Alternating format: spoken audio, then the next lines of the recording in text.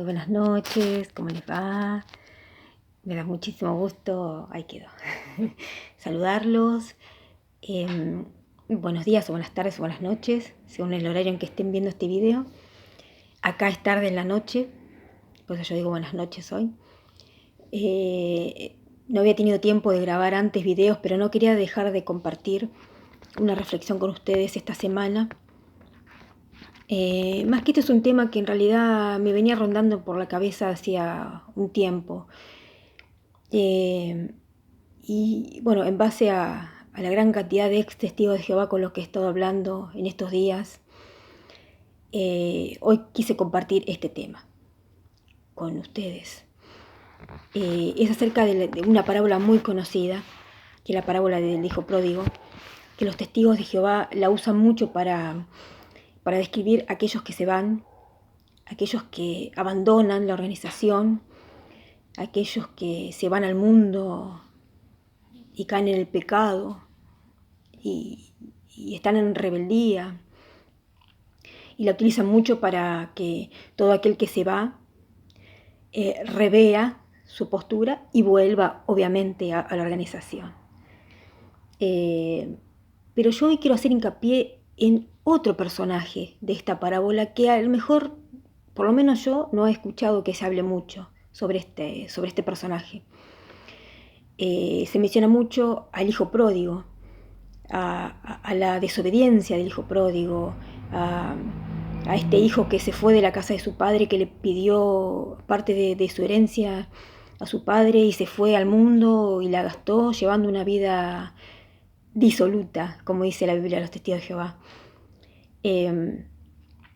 Pero yo hoy quiero hacer hincapié, además de hablar de esta parábola, de hacer hincapié en otro personaje de esta parábola, que es el hermano mayor, ¿verdad? Y analizar algo que yo denomino, muchos lo habrán visto en el título del video, quiero analizar lo que yo denomino el síndrome del hermano mayor, que me parece un tema muy interesante abordarlo, como para ver la parábola del hijo pródigo de otra forma, ¿verdad? Y no de esa forma de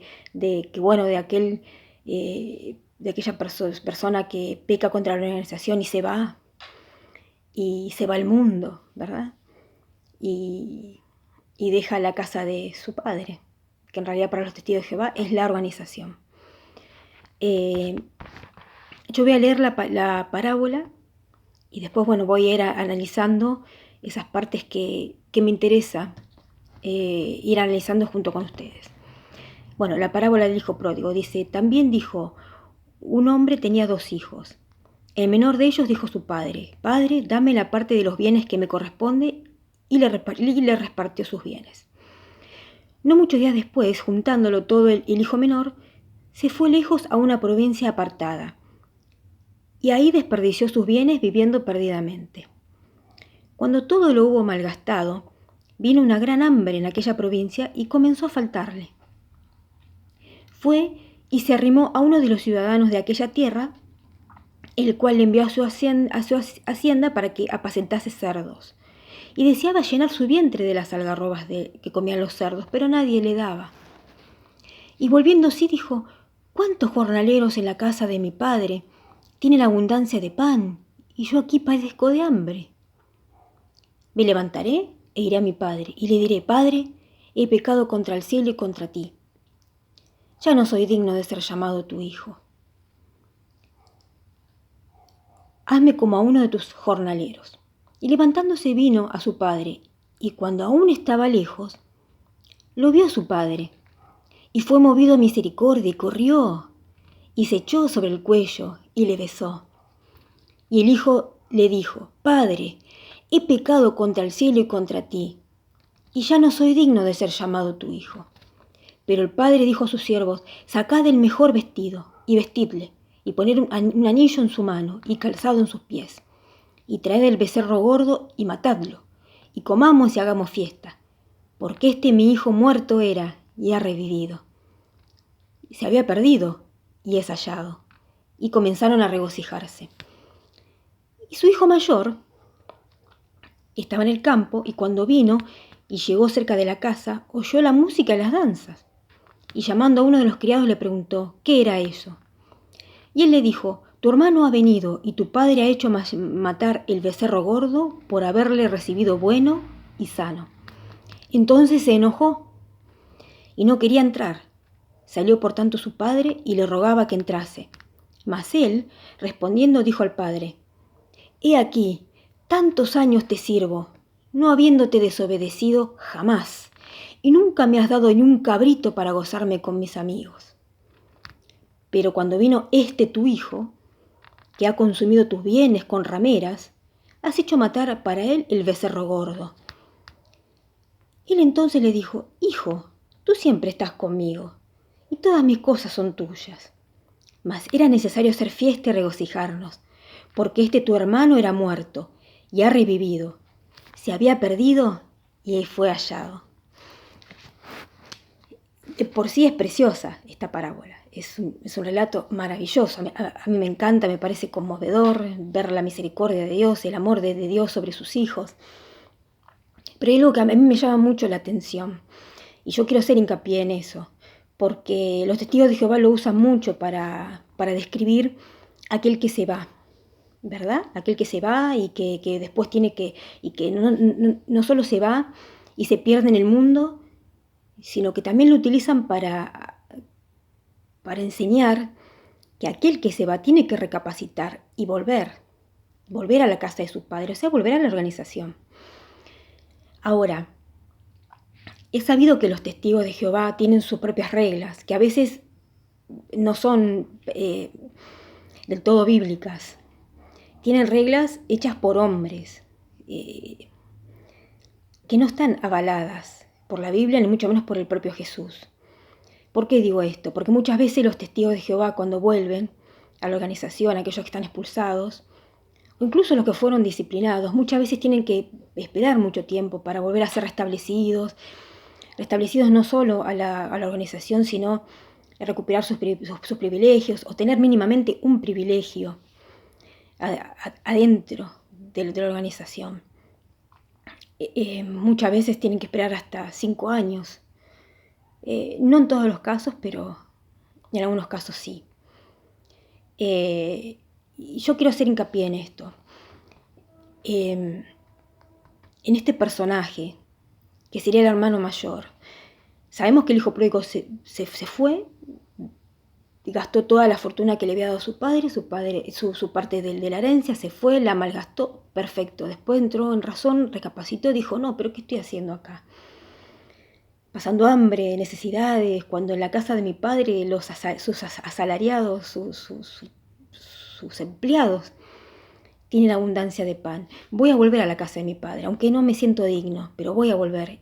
Y volvió. ¿Y qué pasó con su padre? Obviamente dice la Biblia que cuando el hijo pródigo volvió, su padre le dice que lo alcanzó a ver. O sea que estaba pendiente del regreso de su hijo.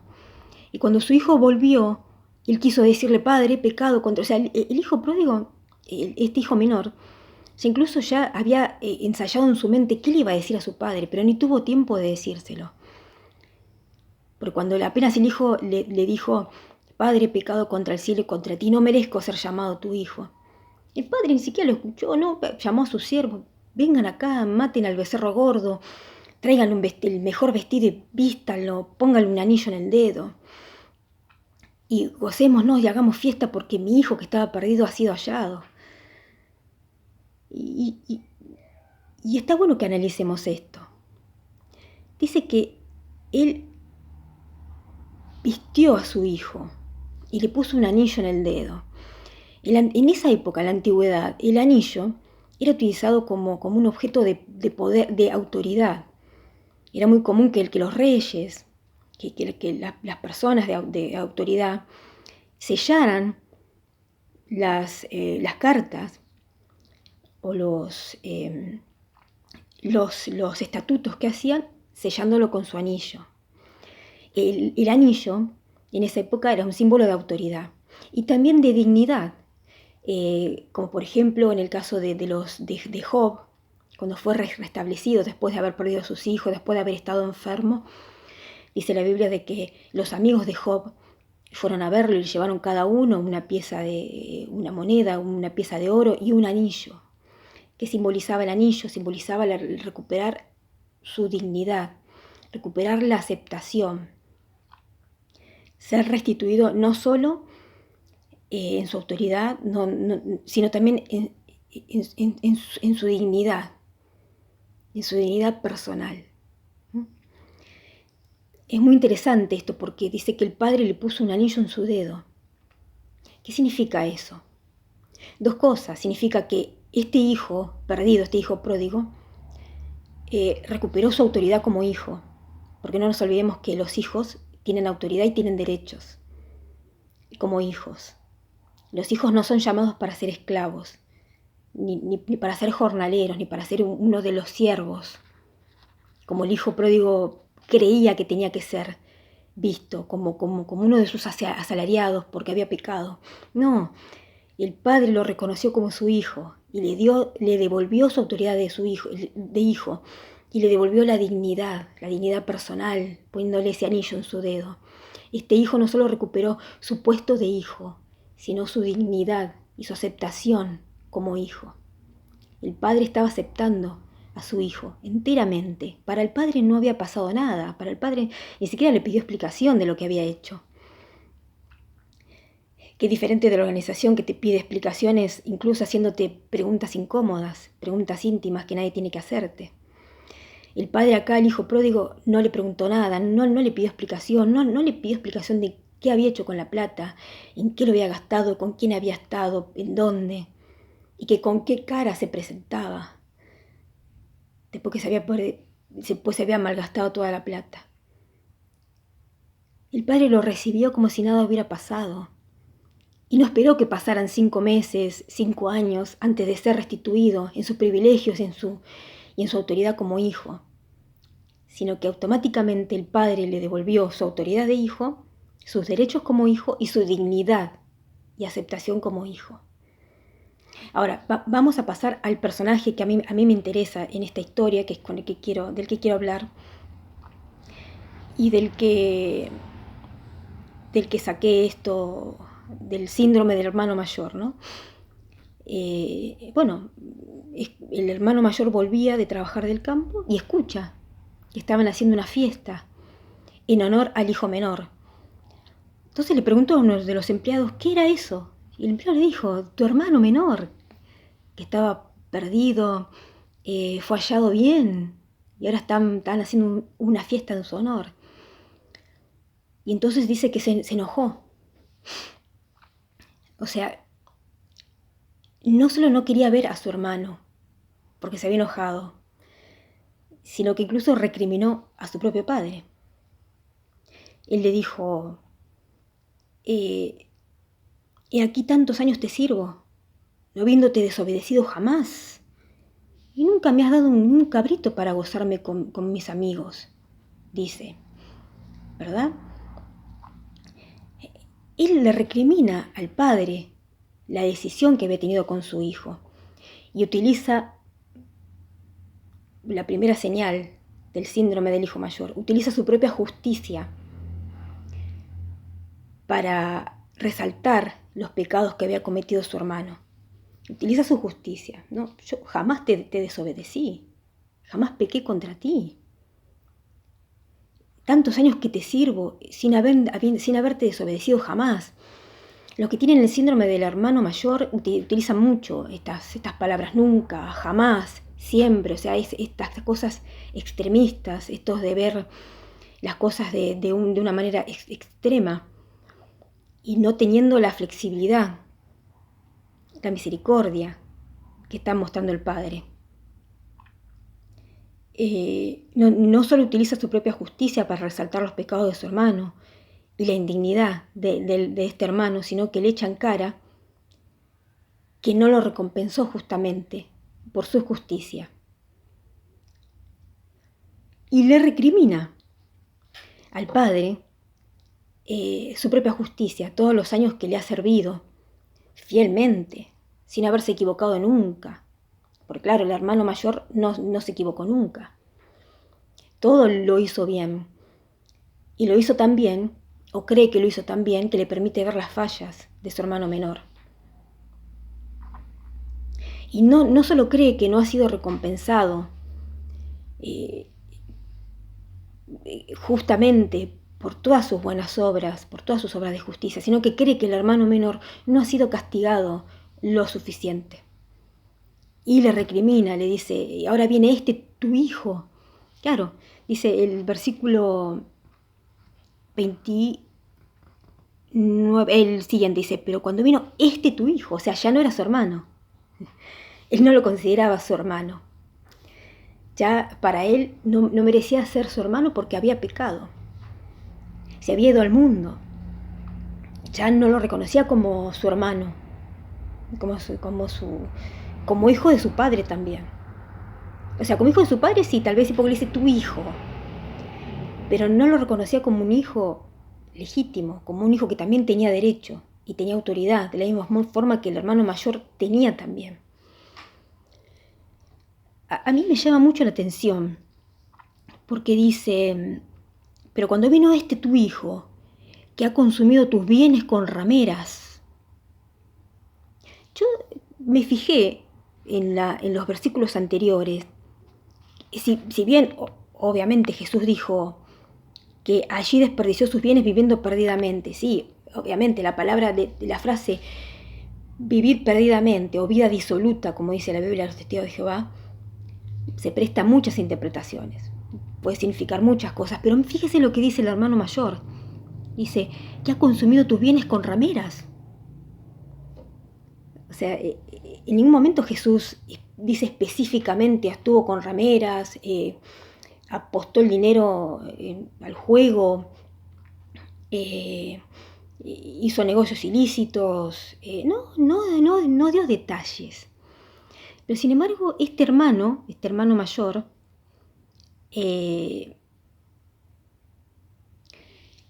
se sintió, por decirlo de alguna forma, en el derecho y con la autoridad de decidir en qué había pecado, en qué se había equivocado su hermano. Dice que ha consumido tus bienes con rameras. Acá ni Jesús ni el Padre, porque ni su propio Padre le pidió explicaciones de lo que había hecho. Ni siquiera el Padre dijo, no, pero yo te di tu parte de la herencia y vos fuiste y te la gastaste en prostitutas, te la gastaste en apostar, te la gastaste en negocios ilícitos, te la gastaste en cosas que no eran de provecho. El padre no le mencionó nada, no le pidió explicación de lo que había hecho, no le recriminó nada. Ahora, el hijo mayor se dio el derecho de decir cómo y dónde pecó. Y cuánto hizo. O sea, se creyó con el derecho de decir santo y seña de la vida de su hermano. Que a veces los testigos de Jehová se creen con derecho. Por ejemplo, a mí me han preguntado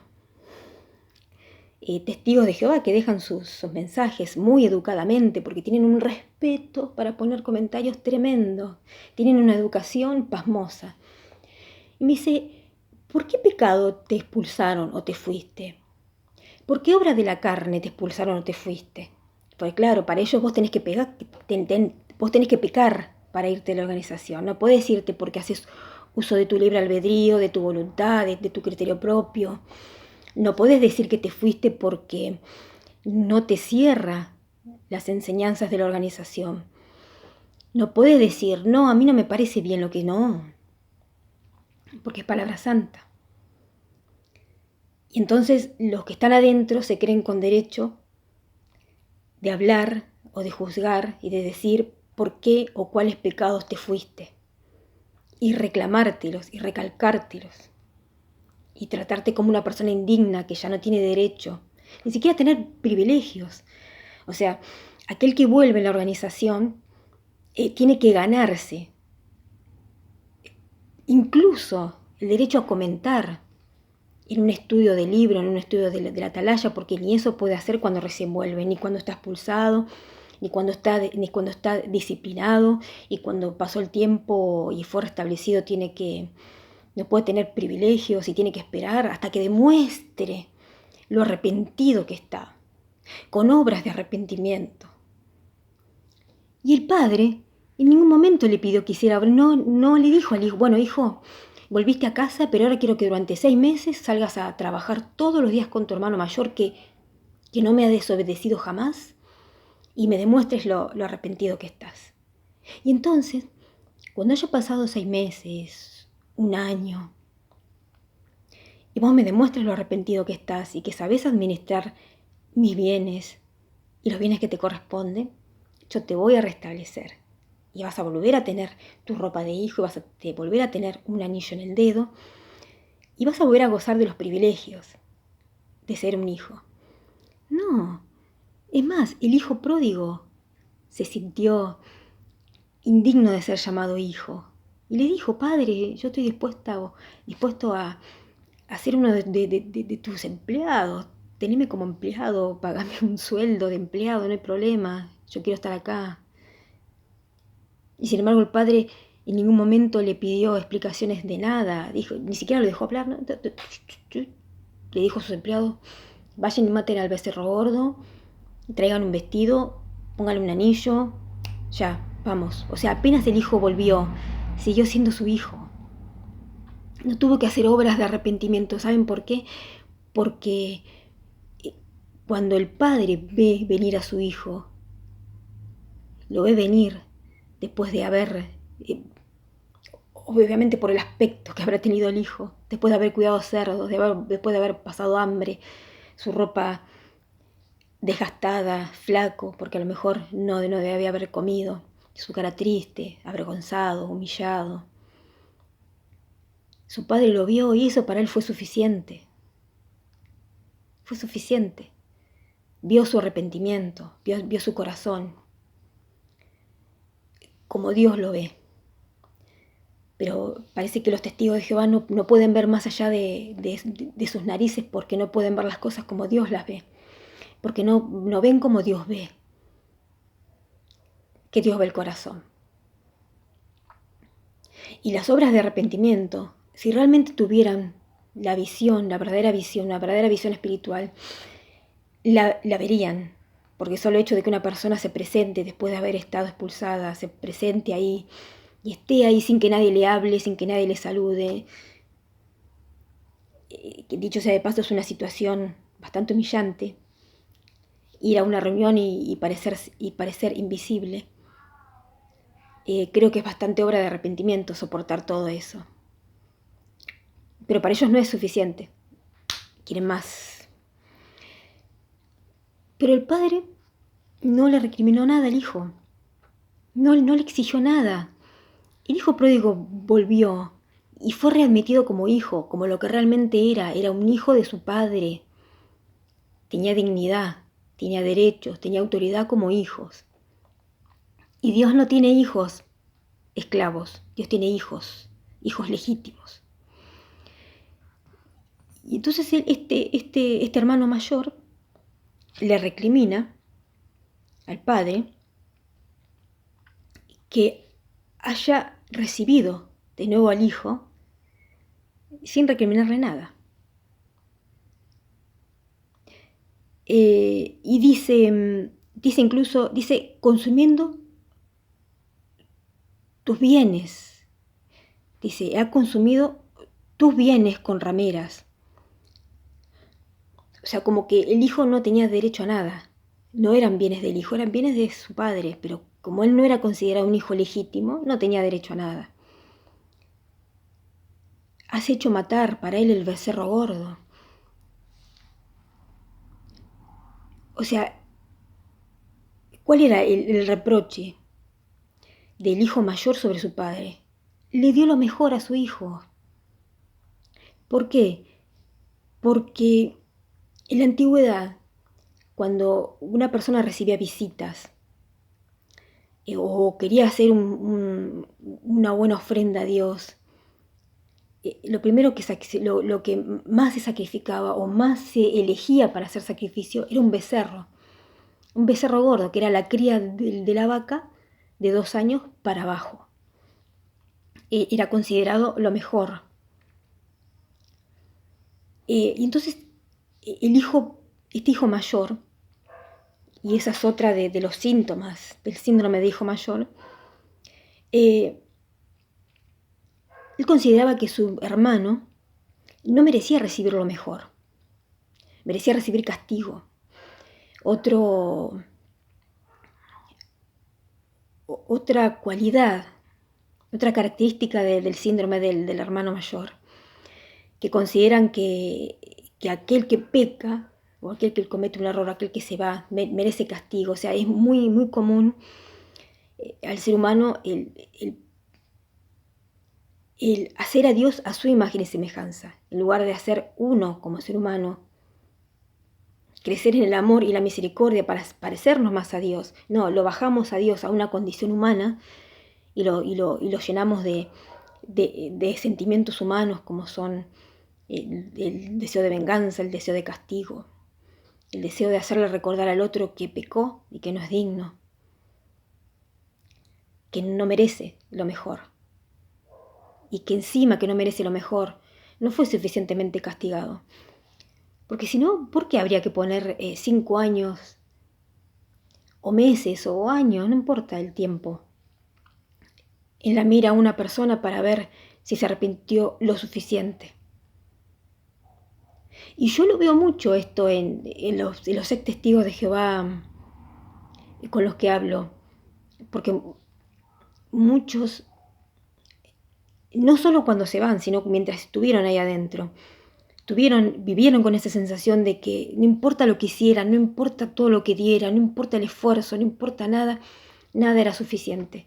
Aunque dejaran sus carreras para predicar más tiempo, aunque dedicaran, bueno, creo que ahora son 60 horas el precursorado regular, no sé muy bien cómo será ahora, cuando yo era testigo eran 90 horas el precursorado regular. No importa la cantidad de horas que dediques a la predicación, al estudio del libro, cuántas personas lleves a la reunión, no importa, nada es suficiente. Nada es suficiente. Y muchos se fueron con esa sensación de que en realidad nunca hicieron bien las cosas, cuando en realidad su padre nunca les recriminó nada. Eran los demás que tenían el síndrome del hermano mayor, que sentían que el hermano menor, o sea, el hijo pródigo, que se fue, que pecó, en realidad no merecía nada. Y no solo no merecía lo mejor, no merecía nada por haber pecado, sino que encima no era suficientemente castigado. Y ahora muchas de esas personas que se fueron se autocastigan y no se dan cuenta. Muchos caen en depresión, en trastornos de ansiedad, en conductas autodestructivas, y no se dan cuenta que ellos mismos se están castigando porque creen todavía que merecen castigo. Porque eso es lo que le han metido en la cabeza, eso es lo que le han inculcado. Pecaste, sos un pecador, pecadora, mereces castigo. Y si se te ocurre volver, prepárate para toda la disciplina que te va a caer encima, y todo lo que vas a tener que demostrar, y todo lo que vas a tener que hacer, y todo lo que vas a tener que dar. Imagínate, si lo que hiciste y diste no fue suficiente, ahora menos.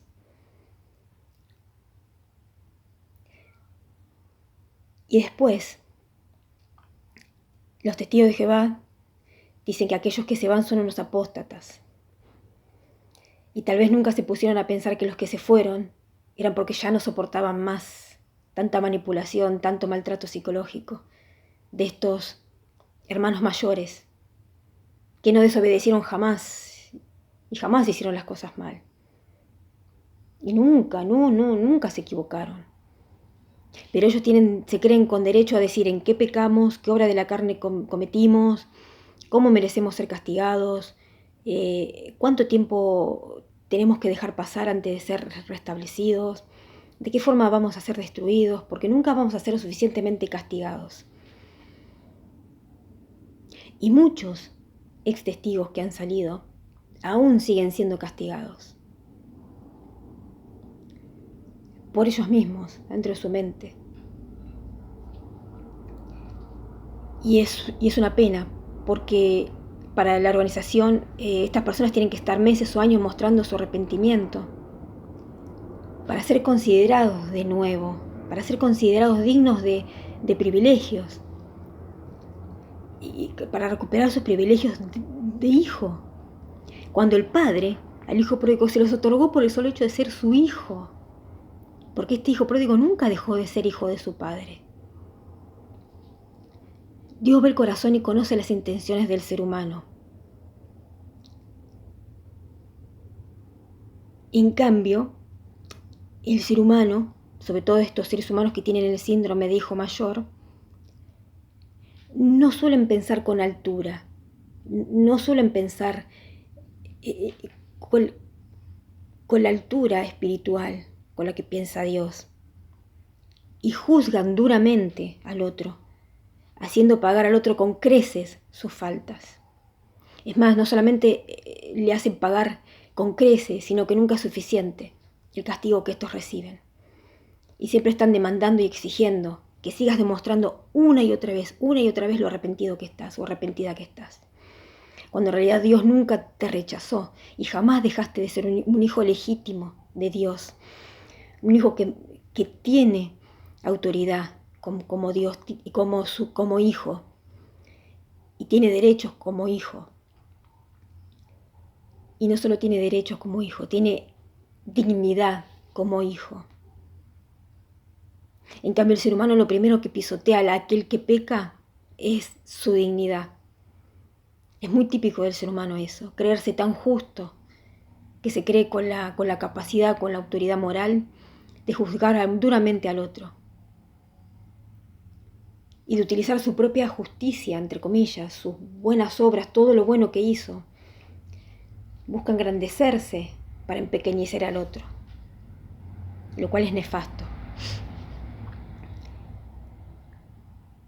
Ahora, vamos a leer lo que dice el versículo 31. Dice, entonces el padre le dijo al hijo mayor: Hijo, tú siempre estás conmigo y todas mis cosas son tuyas.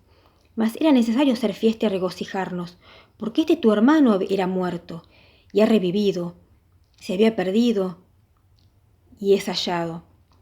Fíjense lo que le responde el padre al hermano mayor. Es muy interesante, porque después de que el hijo mayor le recrimina al padre, pero ¿por qué le diste el becerro gordo? ¿Por qué le diste lo mejor?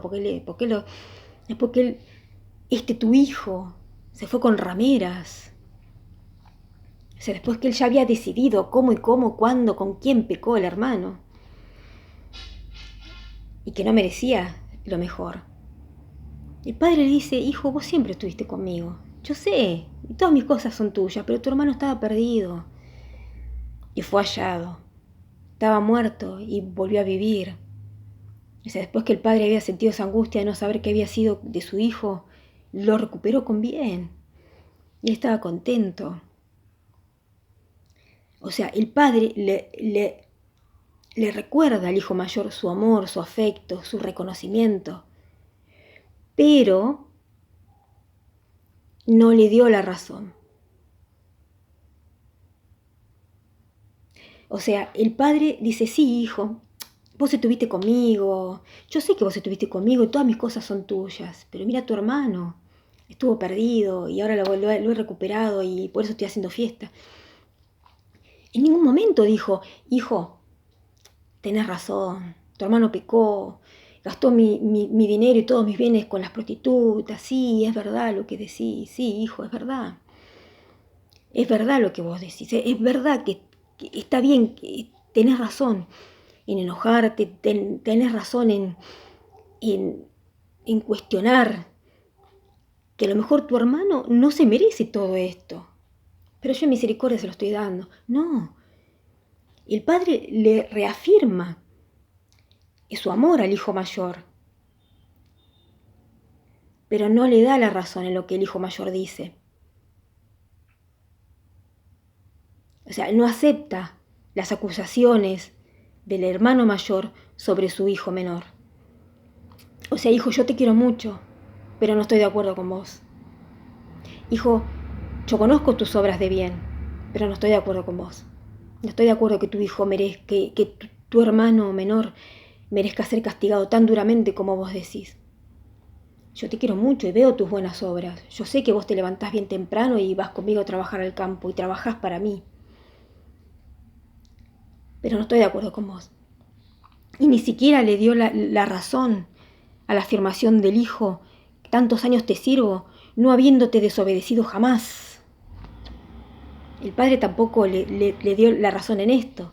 El padre no le dijo: hijo, yo ya sé que vos siempre me serviste y jamás me desobedeciste, jamás hiciste nada mal, y tu hermano sí hizo todas las cosas mal, pero bueno, ¿qué querés? Es mi hijo, es tu hermano. No, para nada. Él no le dio la razón. En ningún momento le dio la razón al hijo mayor por pensar así. Mas era necesario, dice, hacer fiesta y regocijarnos, porque tu hermano era muerto y ha revivido, se ha perdido y es hallado. Era necesario hacer fiesta. No era una decisión de decir: bueno, pobrecito, es mi hijo. Yo sé que es un sinvergüenza, yo sé que es un tiro al aire, como decimos en Argentina. Yo sé que fue y se gastó todo con las prostitutas. No, no solo era una muestra de amor, de misericordia, sino que era necesario. El padre sentía esa necesidad por su hijo, por tener a su hijo de nuevo, por esta alegría de tener de nuevo a su hijo consigo. Le era necesario para él regocijarse con su hijo, reconfortar a su hijo, mostrarle su amor a su hijo. Dice, mas era necesario. Era necesario. Qué hermosa frase. A mí me encanta la forma de ver que tenía el padre, porque no era solamente decir: bueno, vamos a hacer fiesta, porque no estoy... No, él necesitaba festejar que su hijo había vuelto, necesitaba reafirmarle su amor a su hijo, su aceptación, y no solo, o sea, no fue suficiente darle el vestido, no fue suficiente ponerle un anillo en el dedo, no fue suficiente matar al becerro gordo, o sea, lo mejor de su ganado, lo mejor. No fue suficiente. No, él necesitaba más. Era necesario hacer una fiesta, regocijarse, festejar, decir: mi hijo volvió. Era necesario que todos se enteraran que su hijo había vuelto. Fíjese esta necesidad de Dios, del Padre, bueno, digamos de Dios porque el Padre en la parábola del Hijo Pródigo representa a Dios. Y la forma en que Dios nos muestra su amor, tan diferente a la del ser humano, que cree que nunca, sobre todo estos seres humanos que tienen el síndrome del hermano mayor, que creen que ningún castigo es suficiente y que ninguna muestra de arrepentimiento es suficiente, y que nada de lo que hagas es suficiente, porque sos un vil pecador. Y vayas a ver los pecados que cometiste, pecados de la carne. Porque claro, nosotros los que estamos dentro de la organización no pecamos, no, todo hacemos bien. Pero vos que te fuiste, ¿por qué obra de la carne te fuiste o te expulsaron? Muchos de los que están ahí todavía ahí adentro se creen con derecho a decir santo y seña del otro, de cómo pecó, con quién, cómo fornicó, cuánto, de qué manera, si le gustó o no le gustó. Y seguro que habrá quedado embarazada también. Mas no piensan la manera como piensa el padre. El hijo mayor, con todo su síndrome de soberbia que tenía, de autojustificación que tenía, no podía pensar con altura como pensaba su padre. ¿Por qué? Porque para Dios todos somos sus hijos. Para Dios todos somos hijos. Algo que el hermano mayor necesitaba aprender. ¿Y saben qué? Esto no lo explica Jesús en la parábola, pero a mí me llama la atención algo. Me llama la atención que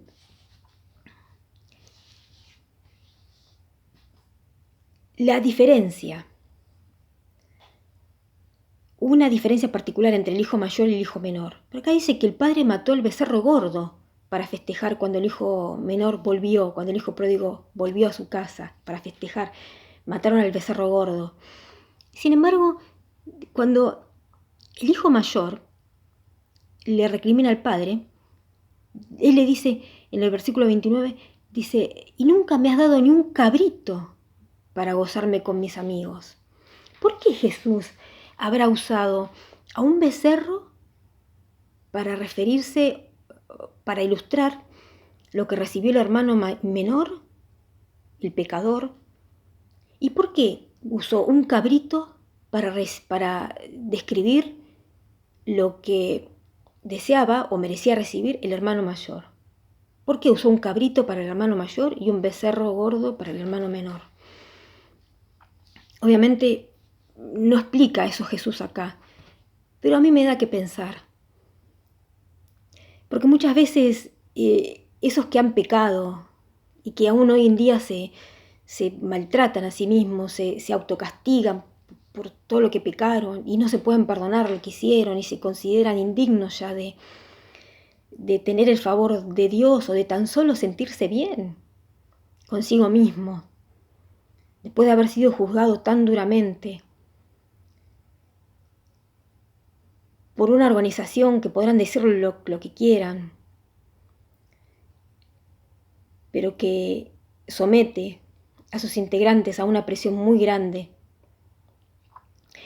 ¿Por qué al hijo pródigo, al que pecó, que supuestamente se merecía lo peor y ningún castigo era suficiente, por qué se le dio un becerro gordo? ¿Por qué se le dio lo mejor? Y del hijo mayor se menciona un cabrito. ¿Por qué Jesús hizo esa diferencia? Y yo me pongo a pensar en esto. ¿No será que vos, aún sintiéndote de lo peor, aún sintiéndote indigno no solo del perdón de Dios, sino indigno de ser feliz en la vida?